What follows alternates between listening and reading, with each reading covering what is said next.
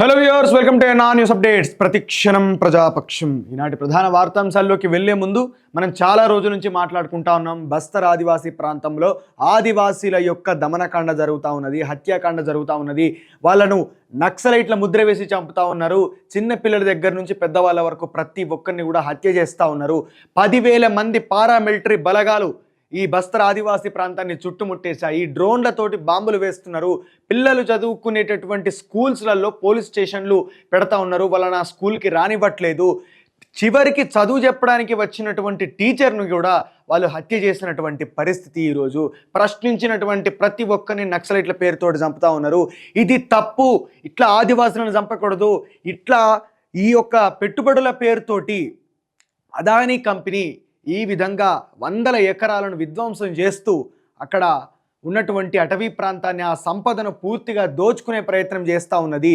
అదేవిధంగా అక్కడ ఉన్నటువంటి బాక్సైట్ మైన్స్ తవ్వడానికి పూర్తిగా పచ్చగా ఉన్నటువంటి అటవీ ప్రాంతాన్ని పూర్తిగా ఎండిపోయినటువంటి ఒక చెట్టు మాదిరిగా చేసే ప్రయత్నం చేస్తూ ఉన్నది. కాబట్టి ఇది తప్పు అని చెప్పి ప్రశ్నించినటువంటి నక్సలైట్లను చంపుతూ ఉన్నారు. ఇది తప్పు అని చెప్పి ప్రశ్నించినటువంటి ఆదివాసులను చంపుతూ ఉన్నారు. ఇది మా హక్కు అని చెప్పి నినదించినప్పుడు, ఇది మా భూమి అని చెప్పి వాళ్ళు పట్టుబట్టినప్పుడు ఆ వ్యతిరేకతను తట్టుకోలేక వాళ్ళను నక్సలైట్ల ముద్ర వేసి చంపుతా ఉన్నారు. వాళ్ళకు సపోర్ట్ చేసినటువంటి మావోయిస్టులను చంపుతా ఉన్నారు. ఇది చాలా దారుణమైనటువంటి పరిస్థితి. దీన్ని వ్యతిరేకించవలసినటువంటి అవసరం ఉన్నది. దేశంలో ఉన్నటువంటి ప్రతి ఒక్కరు కూడా రియాక్ట్ కావాల్సినటువంటి అవసరం ఉన్నది. ఈ విధంగా ప్రభుత్వాలు కేవలం పెట్టుబడుల కోసము, వారి యొక్క బిజినెస్ కోసము, అధికారాన్ని నిలుపుకోవడం కోసము ఈరోజు అమాయక ప్రజల యొక్క ప్రాణాలతో చెలగాటమాడుతూ ఉన్నారు. మనకిన్ని వనరులను ఇచ్చినటువంటి అటవీ సంపదను సర్వనాశనం చేసే ప్రయత్నం చేస్తూ ఉన్నారు. కాబట్టి దీని గురించి ప్రతి ఒక్కరు కూడా మాట్లాడాలి. ఒక మిత్రుడు తన ఉపన్యాసంలో చెప్పినటువంటి మాట, ఒక విద్యార్థి లాల్ సలాం అన్నందుకు అస్సాం లోపట 100 ఛార్జ్ షీట్లు అతని మీద వేశారు. ఆ తర్వాత కోట్లాది మంది, లక్షలాది మంది విద్యార్థులు దాన్ని ఒక హ్యాష్ట్యాగ్గా చేసి దేశవ్యాప్తంగా ఆ విషయం గురించి తెలిసేలా, అతన్ని బయటికి తీసుకొచ్చే ప్రయత్నం చేసేలా మరి అక్కడ ఉన్నటువంటి విద్యార్థులు రియాక్ట్ అయ్యారు. అదే ఈరోజు మనం ఆదివాసుల గురించి, మన దేశంలో మన ప్రజల మీద అంతర్గతంగా మన సైన్యము ఈ విధంగా హత్యాకాండ చేస్తూ ఉంటే మనం ఎందుకు ప్రశ్నించం? సేవ్ ఆదివాసి అన్నటువంటి నినాదాన్ని మనం ఎందుకు ఎత్తుకో? ఇంత దారుణమైనటువంటి నిర్బంధానికి ఈరోజు దేశం గురవుతూ ఉన్నది. దేశంలో ఉన్నటువంటి ప్రజలు గురవుతూ ఉన్నారు. ఇంత స్వేచ్ఛ లేకపోతే ఎందుకు? స్వేచ్ఛ, స్వాతంత్రాలని చెప్పి మనం మాట్లాడే మాటలు, మన డెమోక్రసీలో ఒక భావజాలానికి కట్టుబడి ఉంటే తప్ప. లాల్ సలాం అని ఒక్కసారి కాదు 100 సార్లు అంట 100 కేసులు పెట్టుకో. ఈ దేశంలో స్వేచ్ఛ ఉన్నది. ఈ దేశంలో తన యొక్క భావజాలాన్ని, తన యొక్క నినాదాన్ని ప్రకటించుకునేటటువంటి స్వేచ్ఛ ఉన్నది. ఖచ్చితంగా అంటాం, ఆదివాసీల రక్షణకు నినాదము లాల్ సలామే అయితే లాల్ సలాం అని చెప్పి నేను అంటా ఉన్నా. ఏం చేస్తావు? ఎటువంటి కేసులు బనాయించుకో. ఇది రాజ్యానికి విసురుతున్నటువంటి సవాల్.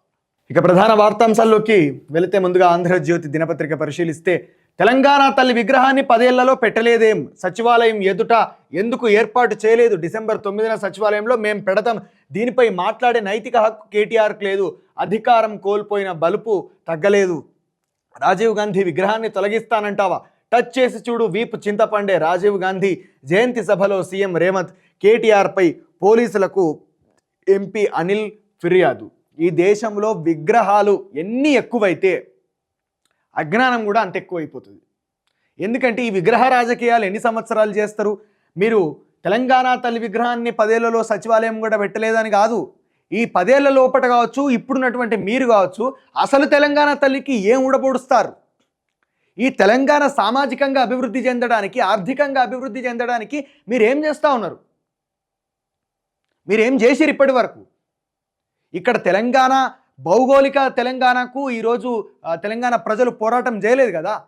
ఈ తెలంగాణలో ఉన్నటువంటి సామాజిక పరిస్థితులు మారనని, స్థానికంగా ఉన్నటువంటి అసమానతలు తగ్గిపోవనని, ఆ అణిచివేత ఉండకూడదని, ఈ దొరపెత్తనం ఉండకూడదని, అదేవిధంగా ఇక్కడ ఉన్నటువంటి విద్యార్థులకు, ఇక్కడ ఉన్నటువంటి యువతకు, నిరుద్యోగులకు అవకాశాలు, నియామకాలు, ఉద్యోగాలు కావాలని చెప్పి పోరాటం చేసిర్రు.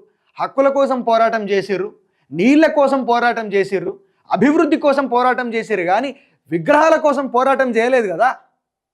నలుగురు పోయి ఇట్లా చూసుకుంటా ఎక్కడ పెడితే మంచిగా ఉంటుంది విగ్రహం అని చెప్పి మాట్లాడడానికి వాటి మీద ఉన్నటువంటి శ్రద్ధ మీరు పిల్లలు తినేటటువంటి ఫుడ్ మీద లేదా, చదువు మీద లేదా? కేంద్రంలో నేరుగా నియామకాలు రద్దు పునఃపరిశీలించాలని ప్రభుత్వ నిర్ణయం. 4 రోజుల కిందటి నోటిఫికేషన్ నిలిపివేత విపక్షాల ఒత్తిడికి తలొగ్గిన మోదీ సర్కార్. నియామకాల్లో సమానత్వం, సామాజిక న్యాయానికి మోదీ కట్టుబడి ఉన్నారు. కేంద్ర మంత్రి జితేంద్ర సింగ్. రిజర్వేషన్లు కాపాడటానికి ఎంతవరకైనా వెళ్తాం రాహుల్ గాంధీ. విపక్షాల ఒత్తిడికి కేంద్రం తలొగ్గింది. వివాదాస్పదంగా మారిన నేరుగా నియామకాల ప్రక్రియను నిలిపివేసింది. లేటరల్ ఎంట్రీ 2018 నుంచి అమలు చేస్తున్న ఈ విధానాన్ని పునఃపరిశీలించాలని నిర్ణయించింది. ఈ మేరకు కేంద్ర ప్రభుత్వం మంగళవారం ఇచ్చిన ఆదేశం మేరకు 4 రోజుల క్రితమే ఉద్యోగ నియామకాల ప్రకటనను యూనియన్ పబ్లిక్ సర్వీస్ కమిషన్ రద్దు చేసింది. నోటిఫికేషన్ వెలువడగానే కాంగ్రెస్ ముఖ్యనేత రాహుల్ గాంధీ దాన్ని తీవ్రంగా వ్యతిరేకించారు. ఇది రాజ్యాంగ విరుద్ధమని, బీసీ, ఎస్సీ, ఎస్టీ కోటా రిజర్వేషన్లకు గండి కొడుతున్నారని మండిపడ్డారు. దొడ్డిదారిలో ఆర్ఎస్ఎస్ సానుభూతి పరులను కేంద్ర ప్రభుత్వంలోని కీలక ఉద్యోగాల్లోకి తెచ్చి పెట్టేందుకు ఈ విధానాన్ని వాడుకుంటున్నారని ఆరోపించారు. ఆయనతో విపక్షాలే కాకుండా ప్రభుత్వంలో భాగస్వామి అయిన ఎల్జేపీ, జేడీయూలు గొంతు కలిపాయి. నిజంగా కూడా ఇది దుర్మార్గమైనటువంటి చర్య. విపక్షాలు కాదు, ప్రజలకు నిజంగా ఒక విధంగా చెప్పాలే, మతాలు పార్టీలకు ఎటువంటి సంబంధం లేదు. కాబట్టి మతాల కోణములో ఏ పార్టీని కూడా మనము చూడకూడదు, ఏ పార్టీని కూడా మనము దాన్ని పట్టించుకోకూడదు. ఎందుకంటే మన యొక్క ప్రాథమిక హక్కులు, మనకివ్వబడినటువంటి ఈ యొక్క సౌకర్యాలు, వాటిని అనుభవించేటటువంటి హక్కు, ముఖ్యంగా రిజర్వేషన్ల విషయంతో ఇప్పటి వరకు ఉన్నటువంటి బీసీ, ఎస్సీ, ఎస్టీలకు ఉన్నటువంటి రిజర్వేషన్లు పూర్తి స్థాయిలో అమలు కాలేదు. ఎవరికి కూడా రిజర్వేషన్ల వల్ల పూర్తి స్థాయి న్యాయం జరగలేదు. ఈరోజు ఎవరైతే 70 సంవత్సరాల క్రితము భూస్వాములుగా, జమీందారులుగా ఉన్నటువంటి వర్గాలు ఎవరైతే ఉన్నారో, ఈ రోజుకి కూడా ఆ వర్గాలు మాత్రమే పెత్తందారులుగా, పెట్టుబడిదారులుగా, భూస్వాములుగా, అదాని అంబానీ స్థాయికి పోయినటువంటి వ్యక్తులుగా ఈ రోజుకి కూడా అదే వర్గాలు ఉన్నాయి. మిగతా బీసీ, ఎస్సీ, ఎస్టీ వర్గాల లోపల కాస్తో కూస్తో చైతన్యం వచ్చి కేవలము వాళ్ళ కుటుంబం మందం ఆర్థికంగా నిలదొక్కునే పరిస్థితే ఉంది తప్పించి, నిజంగా ఈ దేశంలో ఉన్నటువంటి సంపద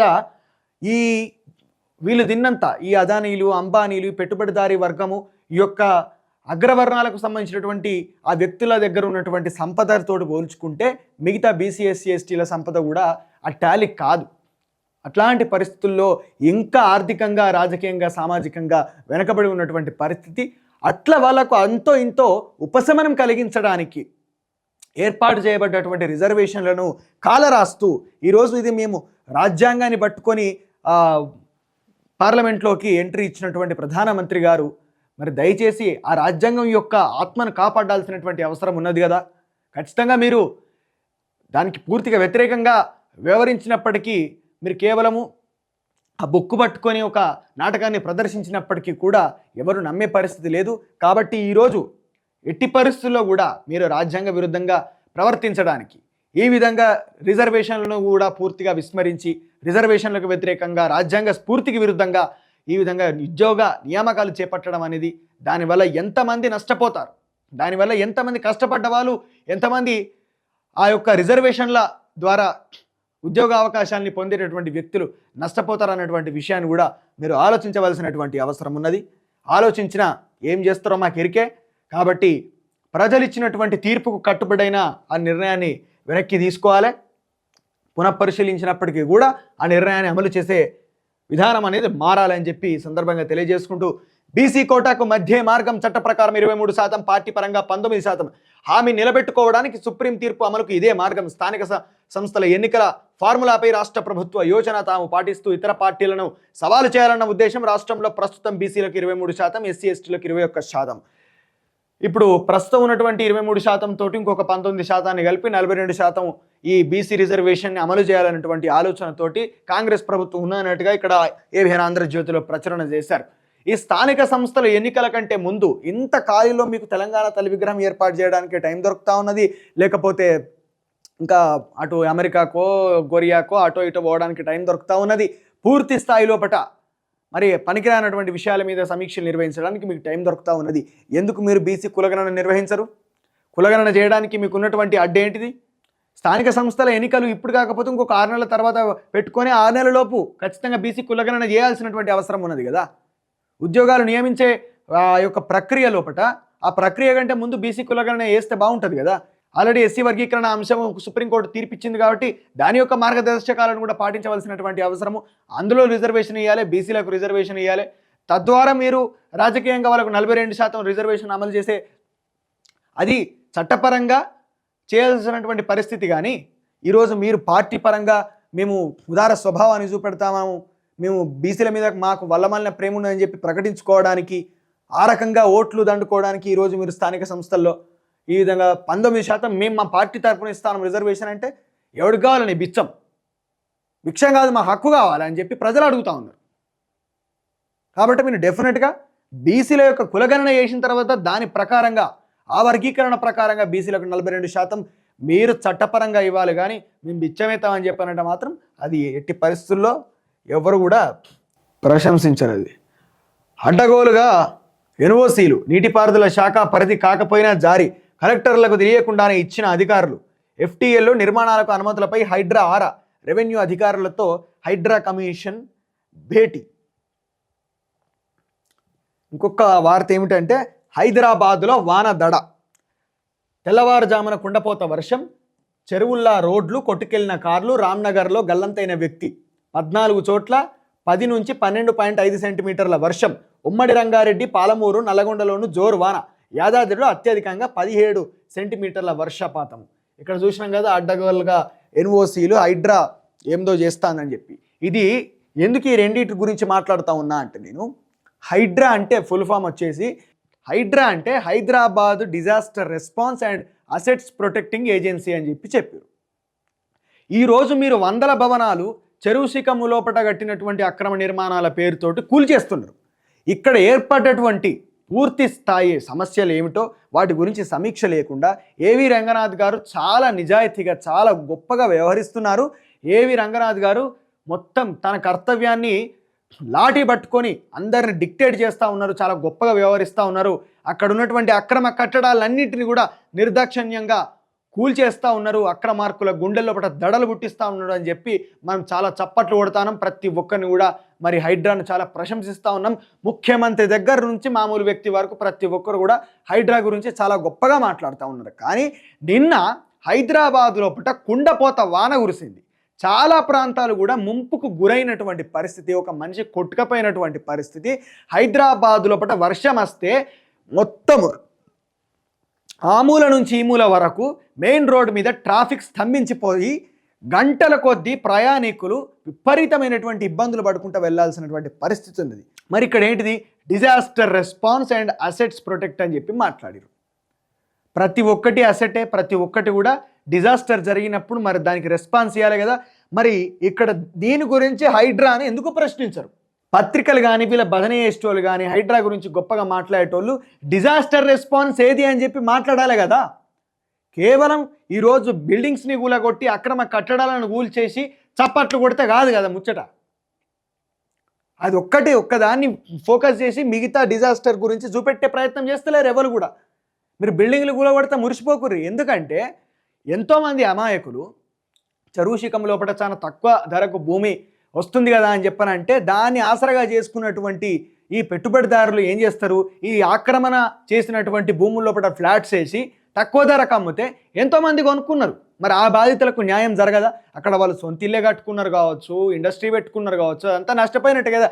కేవలం మాజీ మంత్రులు మరి బలిసినోళ్ళు మాత్రమే చెరువు శిఖంలలో భూముల ఆక్రమణ వేసుకొని అక్కడ బిల్డింగ్లు కట్టలే. అక్కడ సామాన్య కుటుంబాల నుంచి వచ్చినటువంటి వ్యక్తులు వాళ్ళకు ఏదో జీవితకాల కళ ఉంటుంది కదా, ఇల్లు కట్టుకోన్నాను ఇంకేదో పెట్టుకోన్నాను, అట్లాంటి వ్యక్తులు కూడా ఉంటారు కదా. మరి వాళ్ళకు ఇబ్బంది కావచ్చు, వాళ్ళకు సంబంధించినటువంటి నష్టపరిహారం కావచ్చు ప్రభుత్వం ఏ విధంగా చెల్లిస్తుందో దాని గురించి ఎవరు మాట్లాడతలేరు. ఇక్కడ డిజాస్టర్ రెస్పాన్స్ అన్నప్పుడు హైదరాబాద్ మునిగిపోయినప్పుడు హైడ్రా యొక్క పాత్ర ఏది అని చెప్పి ఈరోజు ప్రశ్నిస్తూ ఉన్నాం. దాని గురించి కూడా మాట్లాడాలి. వైద్యుల భద్రతకు టాస్క్ ఫోర్స్ 9 మంది సభ్యులతో ఏర్పాటు, 3 వారాల్లో మధ్యంతర 2 నెలల్లో పూర్తి నివేదిక. కోల్కతా అత్యాచార కేసుపై సుప్రీంకోర్టు ఆదేశం, మీ భద్రతపై మాది భరోసా, మమ్మల్ని నమ్మండి ప్లీజ్, ఆందోళనను విరమించి రోగులకు సేవలు అందించండి.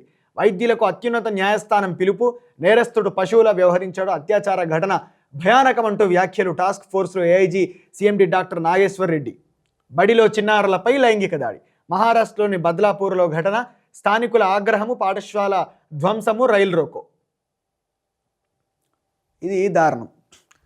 వైద్యుల భద్రతకు టాస్క్ ఫోర్స్ కాదు, ఇక్కడ మరి చిన్నారుల భద్రతకు కూడా ఒక విఘాతం కలుగుతూ ఉన్నది. వాళ్ళకు కూడా టాస్క్ ఫోర్స్ పెట్టా ఉండి హైదరాబాద్లో రోజుకొకటి జరుగుతూ ఉన్నది. It's most unsafe for women this country.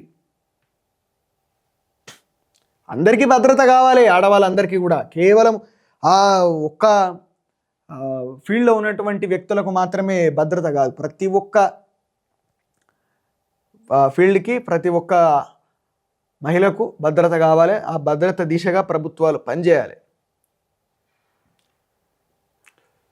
బెంగాల్లో అనిశ్చితి. మమతా ప్రభుత్వంపై విద్యార్థులకు విశ్వాసం పోయింది. డాక్టర్పై అత్యాచారం సిగ్గుచేటు.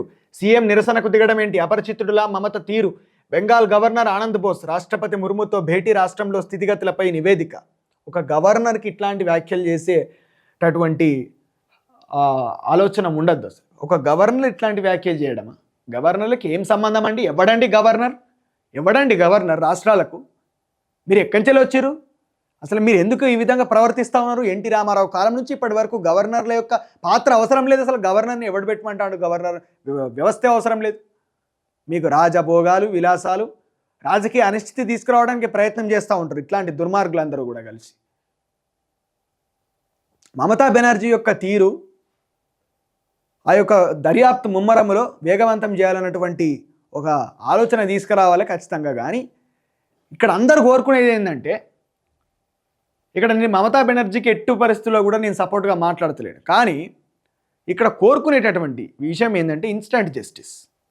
వీళ్ళందరికీ కూడా ఇన్స్టంట్ జస్టిస్ కావాలి. వాడిని తీసుకొచ్చో, ఆ 10 మందిని తీసుకొచ్చో ఎన్కౌంటర్ చేయాలి. ఇట్లా రోజుకొక ఘటన జరుగుతుంది, మరి వాళ్ళందరినీ కూడా ఎన్కౌంటర్ చేయాలి కదా అని నేనంట. ఇంతకంటే దారుణంగా జరుగుతాయి, అంతకంటే మొత్తానికి అయితే అత్యాచార ఘటనలు జరుగుతాయి, చిన్నపిల్లల మీద జరుగుతాయండి. వీళ్ళందరినీ ఏం చేద్దాం? కేవలము ఈ యొక్క మౌమితాది మాత్రమే ఎందుకు సెన్సేషనల్ అవుతున్నది? కేవలం నిర్భయాది మాత్రమే ఎందుకు సెన్సేషనల్ అవుతున్నది? కేవలం ఆయేషా మీరాది మాత్రమే ఎందుకు సెన్సేషనల్ అవుతున్నది? ఈ సెన్సేషనలిజం ఎందుకు? ప్రతి చోట కూడా ఈ యొక్క అత్యాచార ఘటనలు జరుగుతూ ఉన్నది. మమతా బెనర్జీ ఈ విధంగా ప్రవర్తించింది అంటే నడి రోడ్డు మీద వాడిని పిట్టను కాల్చినట్టు, మన సర్జనార్ కాల్చినట్టు కాల్చన్నా? ఇన్స్టంట్ జస్టిస్ కావన్నా? ఇన్స్టంట్ జస్టిస్ పేరు మీద ఒక ఫాస్ట్ ట్రాక్ కోర్టు ఏర్పాటు చేసి దవా వీడి తప్పు చేసి వేసి పడేయరా అని చెప్పన్నా? ఇట్లా ఎంతమంది నన్ను చంపుతాం? ఎందుకు ఆలోచనను చంపలేకపోతున్నాం? ఇది క్రూరత్వం. ఈ ఎన్కౌంటర్లు అని చెప్పానంటే నిజంగా అంత దారుణమైనటువంటి మైండ్ ఉన్నటువంటి ప్రతి వ్యక్తిని చంపాలి. అటువంటి క్రూరమైనటువంటి ప్రతి మనిషి లోపల కూడా ఉంటాడు. కాబట్టి ఆలోచనను చంపండి. సో ఇవి ఈనాటి ప్రధాన వార్తాంశాలు. ఇలాంటి న్యూస్ కోసం లైక్ చేయండి, షేర్ చేయండి, సబ్స్క్రైబ్ చేయండి. Stay tune to NR news updates. ప్రతి క్షణం ప్రజాపక్షం. Thank you.